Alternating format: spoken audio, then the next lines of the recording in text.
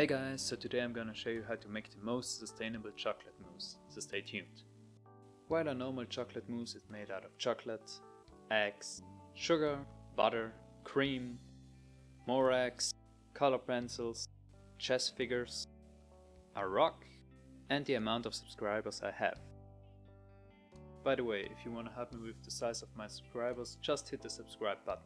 Have you done it? Alright, but today we're gonna make a chocolate mousse only out of 2 ingredients, namely chocolate and water. I know what you're thinking. Is this guy nuts? But guys, you will see. You will see.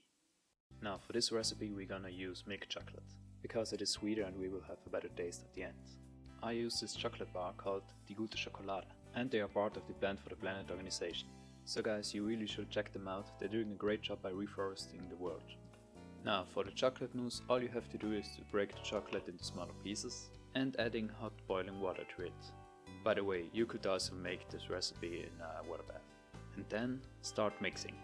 Now the key to success in this recipe really lies in the whisking, because with that you're doing 2 things. First, you help the melted chocolate to cool down, and second, you're folding air into the chocolate mousse, which helps the mousse to get a creamier texture.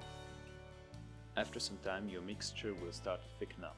And guys, this is like whipping cream, so it is better to stop early and don't overwhip it. By the way guys, you can make this mousse with any liquid you want. I just used water because it is the easiest and most sustainable one. But you can use any liquid you want, like fruit juices or some kind of alcohol. So in the end you should come up with a cream like that. I might have partially over-whisked it, but it is still okay. Then, whenever you think your chocolate mousse is ready, take 2 spoons dunked into warm water and form beautiful chocolate canals. You're doing so by rubbing the 2 spoons against each other. Now we are ready to serve.